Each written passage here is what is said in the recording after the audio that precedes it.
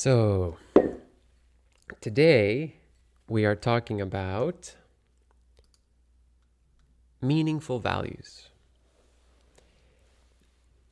What are meaningful values, and especially, and also, what are not meaningful values? Um, so, we can begin by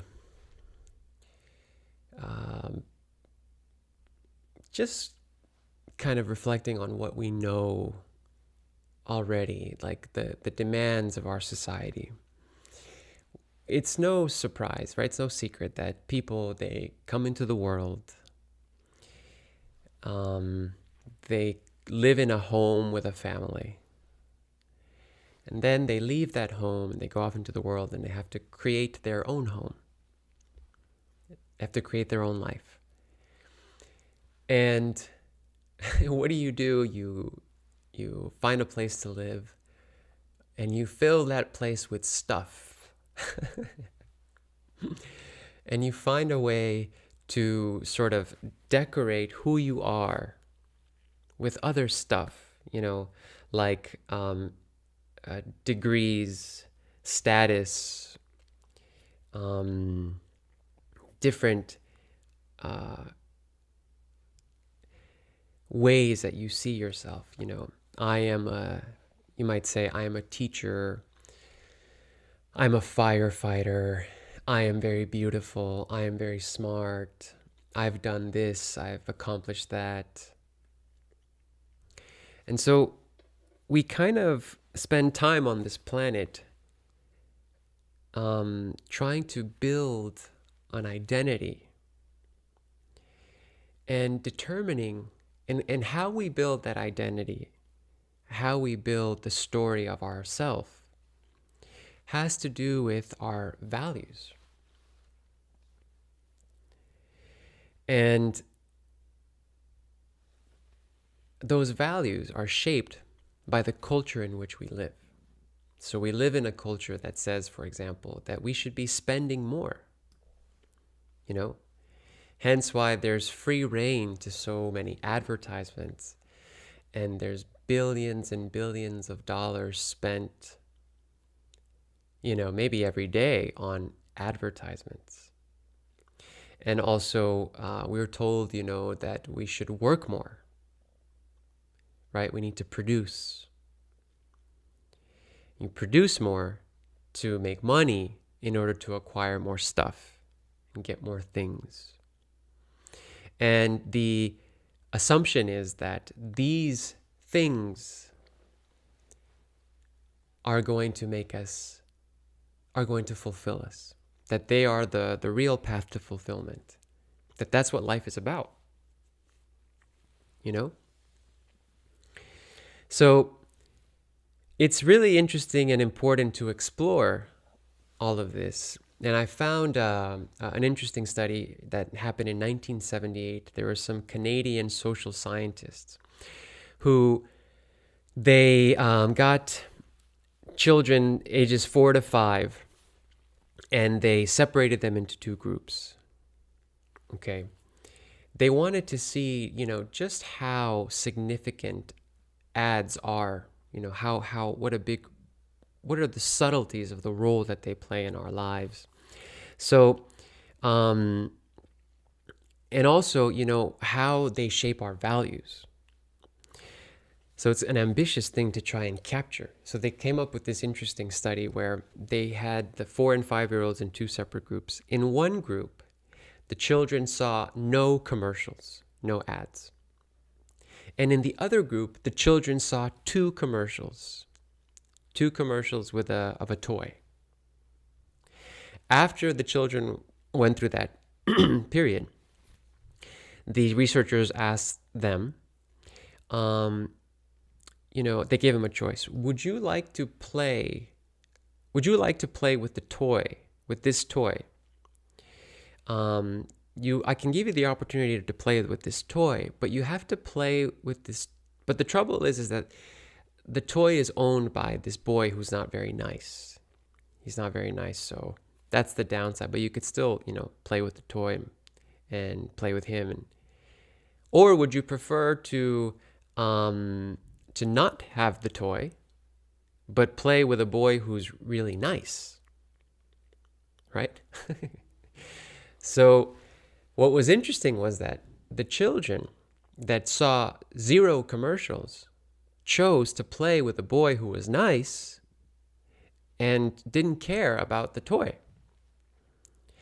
But the children who had seen that toy in the 2 commercials wanted to play with the toy even though they were going to play with a little boy who was not nice.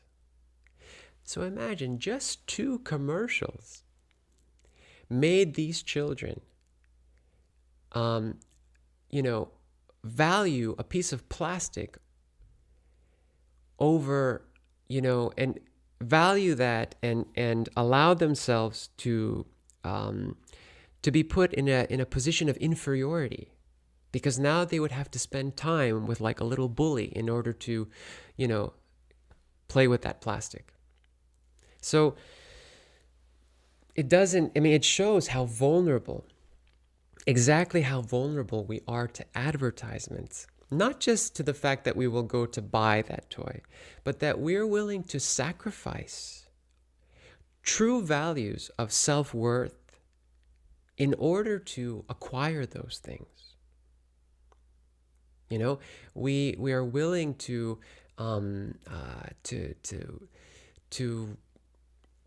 subjugate ourselves, to things like this, like what we saw with the little boys. In fact, ads, they lead us to choose inferior human connections. Sometimes we want to hang out with people who have more money, who have nice cars, who dress nice, who smell nice. We want to hang out with them because they look like what we've seen in TV ads or movies of perfection, even though those people are not actually very nice or very interesting.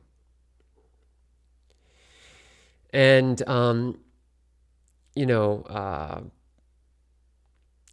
Americans are actually exposed. The average American is exposed to over 5,000 ads a day. This is statistically proven. We're talking on billboards as you drive down the street, logos that are on clothing that are located in different places. I mean, these ads, what they end up doing in our society as they are placed everywhere. Even I remember, there's ads on Facebook. I remember when movie theaters started having ads. I remember a time when in movie theaters, in the beginning of the shows, it was just, the like coming soon reels about other films. But now I remember the time when there was ads, Coca-Cola, local ads, and now it's like normal. But I remember that time where I noticed that, and it was like, wow, why is this happening now? Ads don't belong here. But the dominant position of ads shapes a narrative in our world. It means that we don't have as much free will or self-determination as we realize, although we all like to believe that we are smarter than the ads. But study after study shows that we are not. And the fact that billions and billions of dollars are spent on advertisements means that there is some reward being gained for those investors.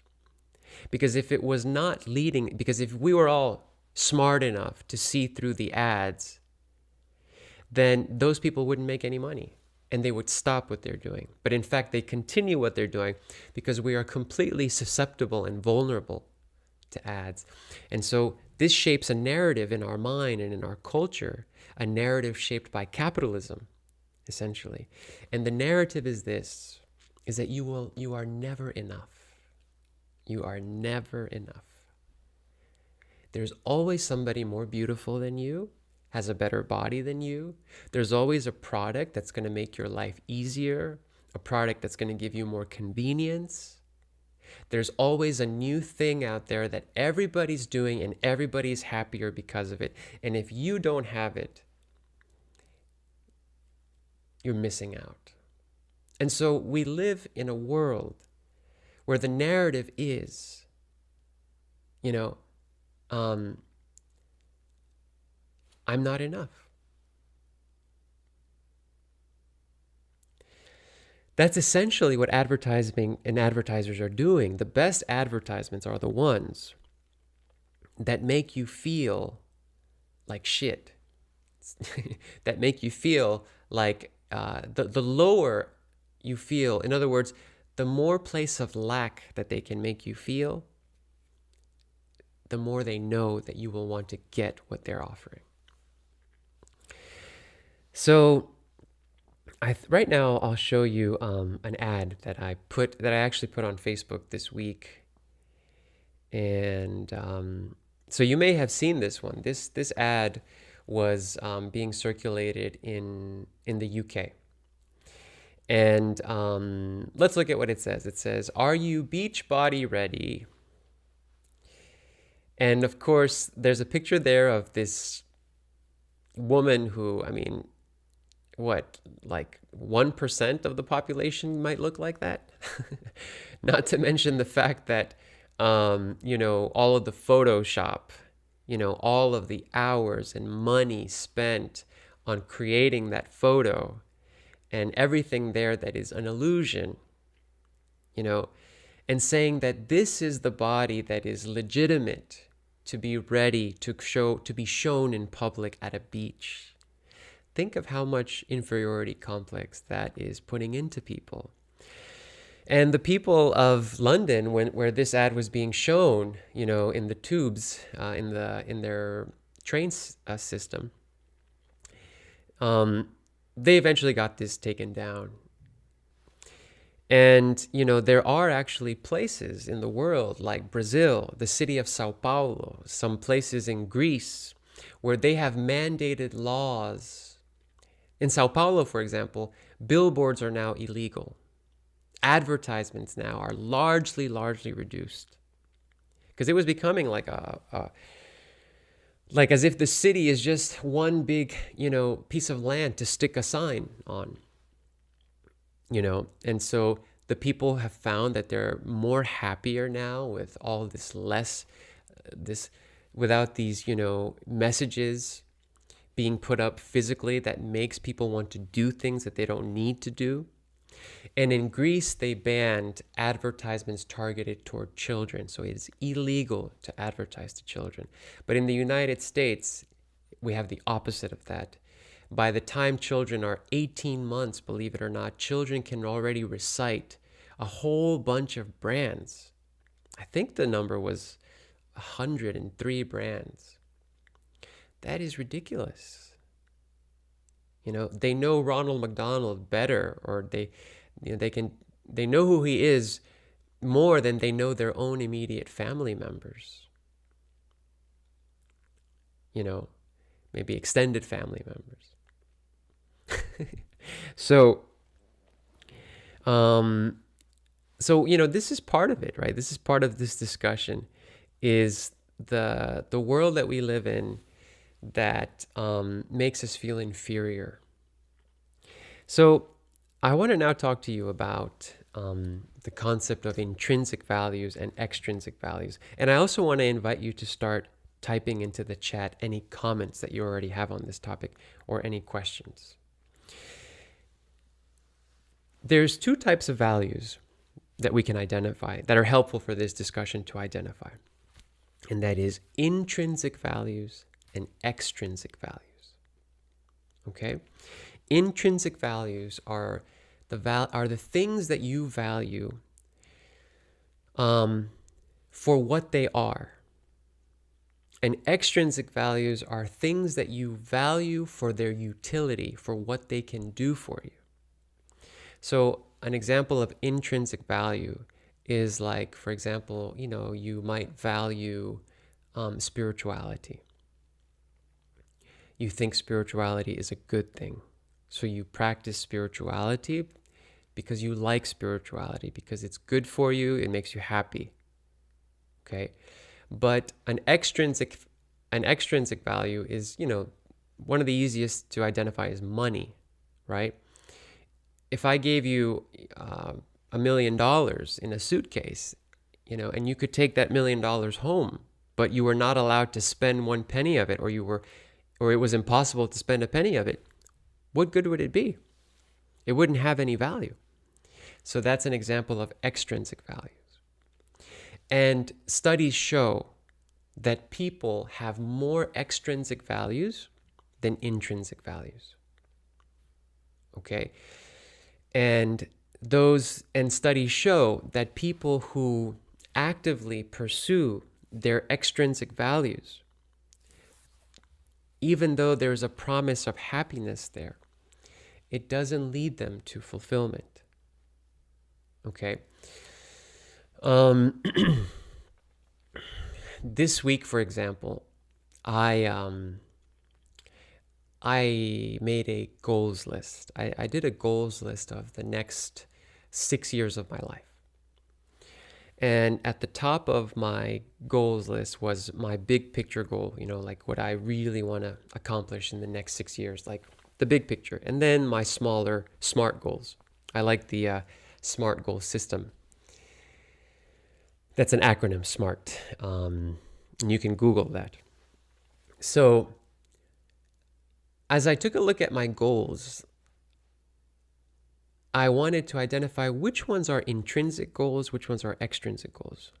What do I want to do because I love what those things are? And what do I want to do in order to get other things? So a lot of times we don't do that. We don't take a moment to sort of differentiate these two things. They're blurred. And we don't realize, most people don't realize that they are chasing all of their extrinsic values, all of their extrinsic goals that scientists find leads to emptiness. Okay. So for example,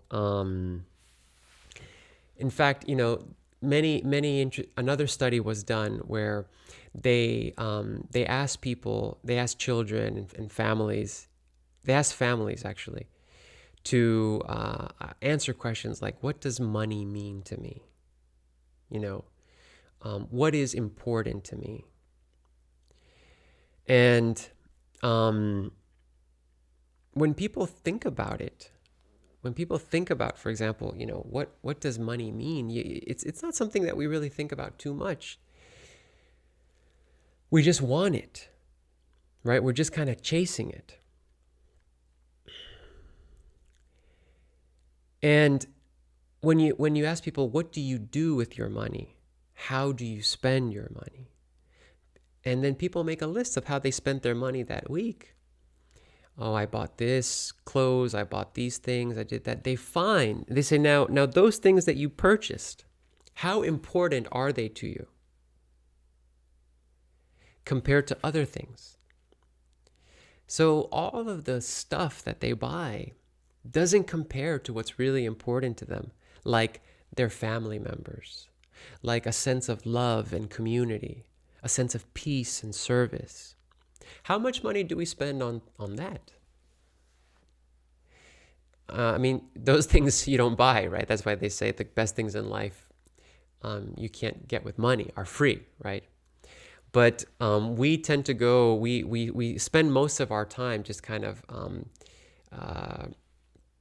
obsessing over the things that we have to buy. And another nice way of I'll come back to that study actually. One thing that I want to identify about that study is the children. Kids seem to be more susceptible to materialism in many ways than adults. Kids feel like they need to have clothes with certain brands. They need to have certain things. I need the newest iPhone possible. If I don't have the best smartphone possible, it's not as good as my other friends.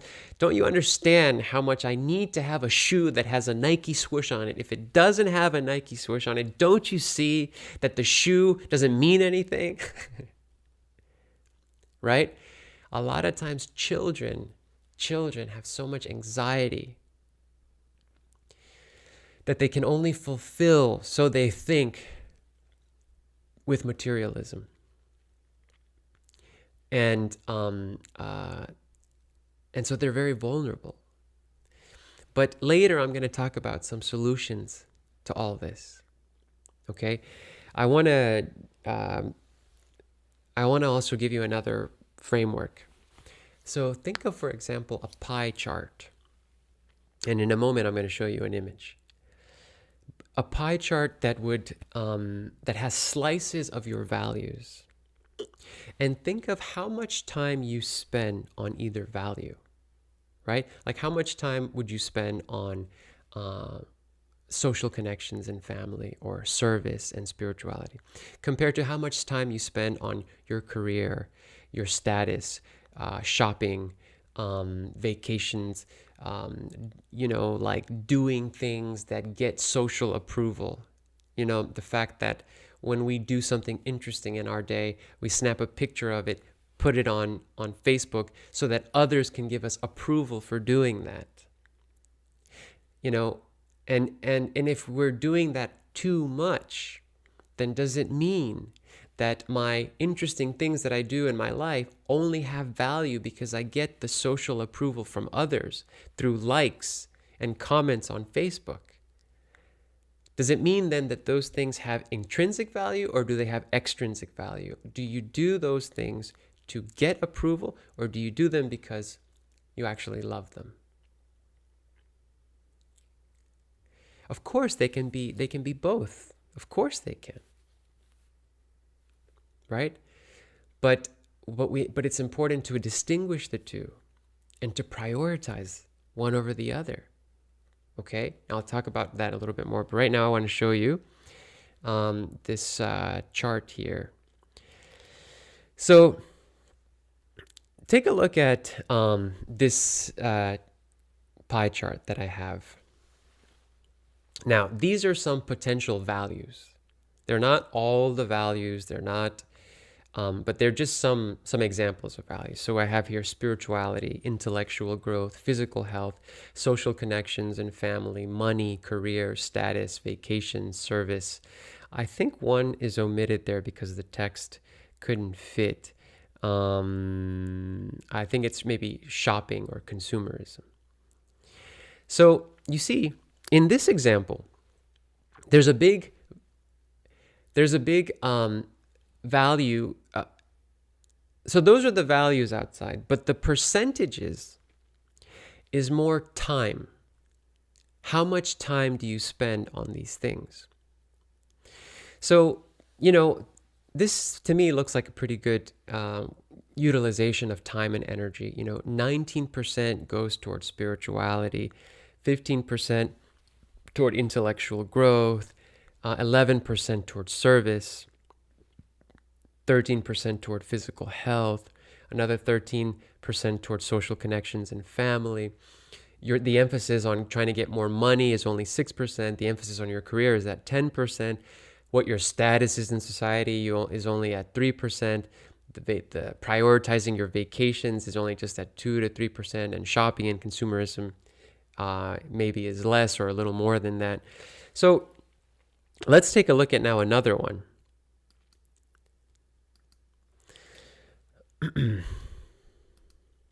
Now, on the other hand, this could be what a pie chart looks like. That most of your energy is devoted toward acquiring money, 18%, and then 16% toward your career. And career is not a bad thing, by the way. A career is important. Every individual needs to have their own career. We had a personal development session on that. And then status. My achievements, how people look at me, how I appear to others.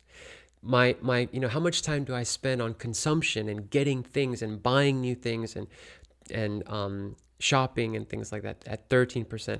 And then what you notice is that if you spend more time on these things, you will spend less time on the things that you might consider to be the intrinsic values. So now you only have 5% of your time left for spirituality, 6% left of your time for, say, intellectual growth, 7% for physical health, 12% for social connections, and even less than 5% on service to others, selfless service. So what I like about this model is that, you see, unfortunately, our time and energy is limited. It is just like a pie chart. The more you do of something else will take time away from something else. And ideally, we should be doing more toward our intrinsic values than toward our extrinsic values. But what we often are doing is we're doing more toward our extrinsic values and less for our intrinsic values. And then we wonder why we are a mess. We are such a mess, such an emotional mess.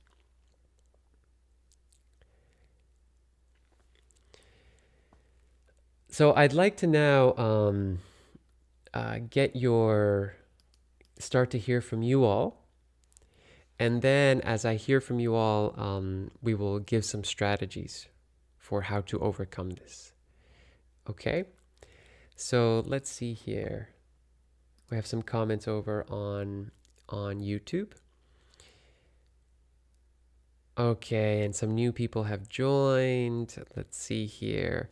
Hitendra says, Namaskar from West Point, Kentucky. Looking forward to joining you all again next week. Thank you for signing the attendance sheet. Thank you, brother, for posting the attendance sheet. Go ahead and scroll through that, please, so you can take attendance. Jamila, there you are.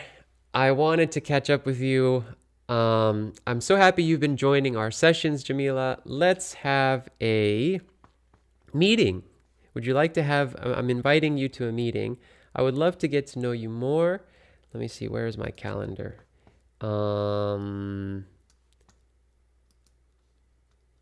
Here's my calendar once again so that we can have a chat about meditation and other things. Okay, I'm putting it for you here on YouTube.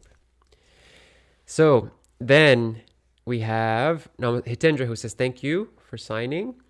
And he says, the main thrust of the hypnotherapy course I'm taking is I am enough. Very good. I've noticed people ignoring safety signs, including myself, because of desensitization to signage. Okay. Thank you, Hitendra. I'm glad that your hypnotherapy work is telling you this. I am enough. The world is telling you you are not enough. Okay? So that's very good to counter that from within. In fact, the way that advertisements try to get us is exactly by making us feel like, by tapping into this notion of I am enough. For example, there's a shampoo, I think, whose catchphrase is, because you're worth it, right? So it's like, yeah, of course I'm worth it. I know my self-worth, so I'm going to buy this because I'm worth it.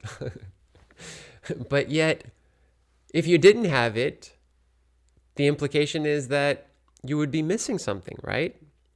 But you get it to feel like you're worth something. But we cannot gain our self-worth from extrinsic things, from extrinsic values. Self-worth was going to come from our intrinsic activities, from our intrinsic values. Christina, hi Christina, namaskar. Namaskar, that was an interesting study. Thank you for sharing. I find it interesting that many ads, when I was growing up, featured models who had nice things but looked bored or uninterested in life.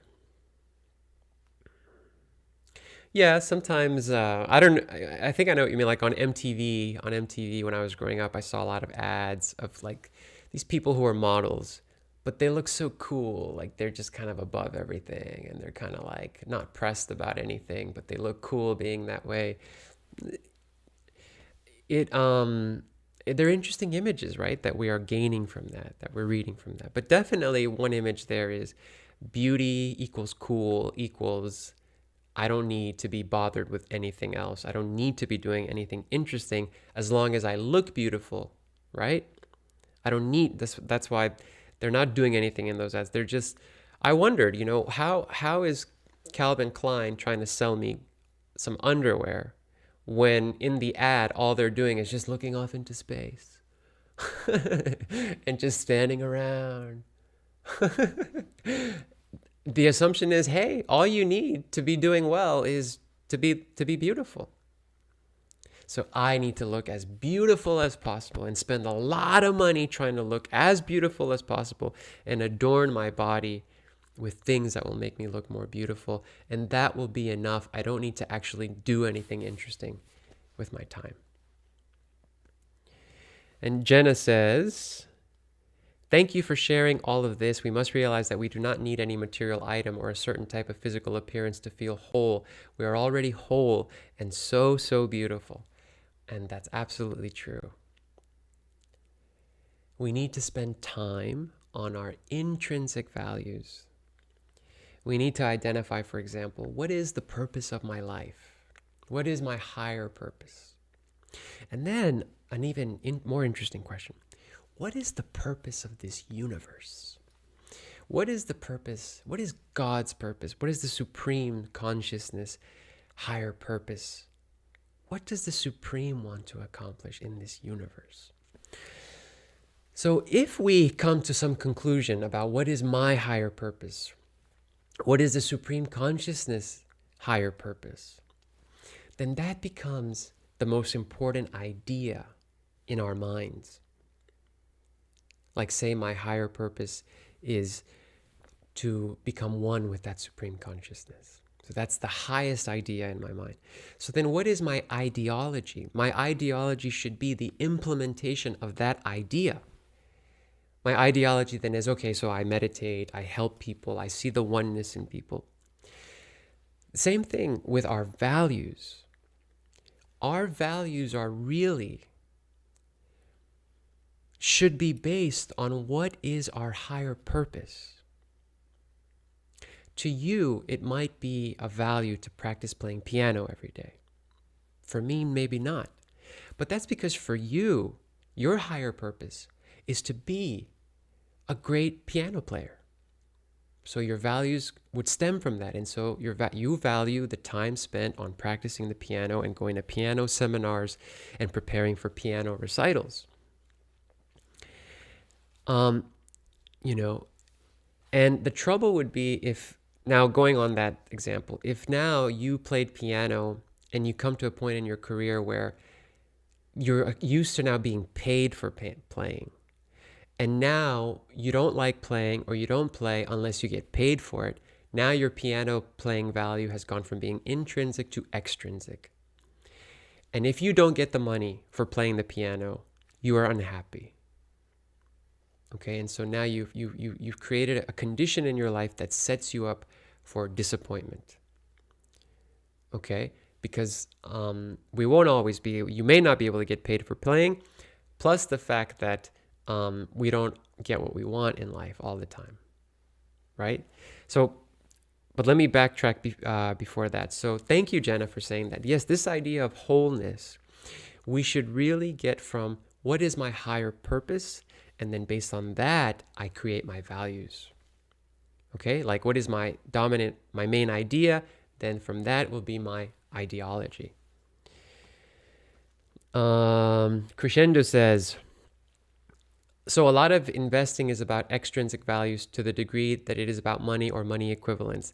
And impact investing is about having intrinsic values, have some influence, and investing in giving selfless service is mostly about intrinsic value. Yes. For example, when we take time to organize things in our community, like in Vistara Circle, when some of you take some time to organize a collective meditation gathering, a seminar, a class, we do those things because we love meditation, because we want to do a service, because that thing is valuable. So that's like an intrinsic activity. Okay. And I like, these distinctions that you are making. The things that are about money, yes, that's the most clear example, are the extrinsic things. Sometimes we are also dating somebody or married to somebody because of their extrinsic value, right? I'm with this person because of how they look. Okay. Even when I was growing up, I had family members that would tell me things like, your partner is like a status symbol for you. They need to be very presentable because it's like a presentation card for you. Okay. These were really the wrong things to tell a young person. Because it means then that your partner has some extrinsic utility. You need to be with somebody who you love for who they are, for how they make you feel, not for how much approval you will get for being with that person. Okay, I want to be with somebody who has a lot of money, right? Because then I'm going to be able to get more things. So then your partner is a utility for you, and that is going to lead you to unhappiness. Because the studies have shown that these are studies. They did this. They made people focus on intrinsic things for 1 week and then extrinsic things for another week, and yeah, it's no surprise the extrinsic stuff leads to depression and anxiety. And it's natural to think of why. I mean, it's easy to understand why. Because if you are driving your life based on material things and only material things, and that is your main source of happiness and what you put most of your energy on acquiring, and I mean, those things get old so fast, right? You buy a nice carpet for your home, it makes you feel good for maybe a week, but then you're going to be, when you get depressed, your tears are going to be spilling on that carpet, and that carpet is not going to do anything for you. Okay. Let's see. Izaka says, American culture definitely puts more emphasis on materialism than other cultures. As an African, I appreciate my culture and its emphasis on community and helping others. With globalism and social media, American culture is spilling over into others. That is true. Thank you, Izaka. As we said earlier, there's a narrative in our life. There really is. There's a narrative that we live. The narrative is, you need to make as much money as possible before you die. You need to accumulate as many things as possible before you die. And then you need to pass those things on to your children, so, because you don't take those things with you. But if you've done that, then you have lived a life worth living. That's extrinsic stuff. The intrinsic notion would be that you need to live a life of doing things because they're important, because they're meaningful.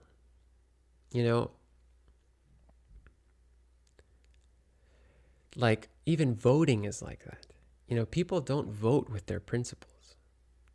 People vote for a candidate who they think is going to lead to some improvements, but they don't really like that person. They don't really respect that person. They don't really want that person to be president. It's better to vote for a candidate that you really respect, that matches who you are. And I know we live in this two-party system that makes it look like all other candidates don't exist, but again, that is the dominant narrative. This is how things are, and there's no other way outside of it. And that's what life is about. I need to have the right clothes, the right image to be doing well. There's no other way about it. But that's the conditioning based on the narrative that we have here in this country and in our culture. And some places are resisting it, right, Izaka? Like in Brazil, I told you now advertisements are illegal.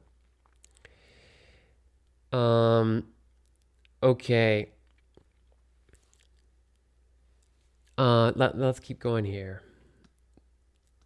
So we have Elizabeth who says, one of the reasons why One of the reasons why some may not take time to chart or reflect on their values may be because of always being in a go, go, go mode, which our society mostly promotes. Yes, that's true too. People pride themselves on having a busy schedule. Oh, yes, I think I can make time for you next month.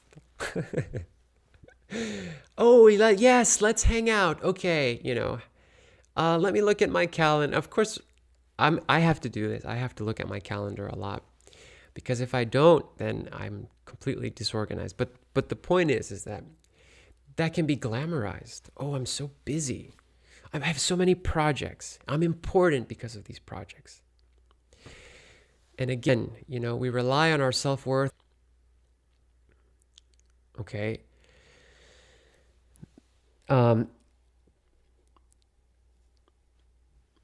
Anyways, I was going to give you another example going back to the pie chart, but let's read here another comment.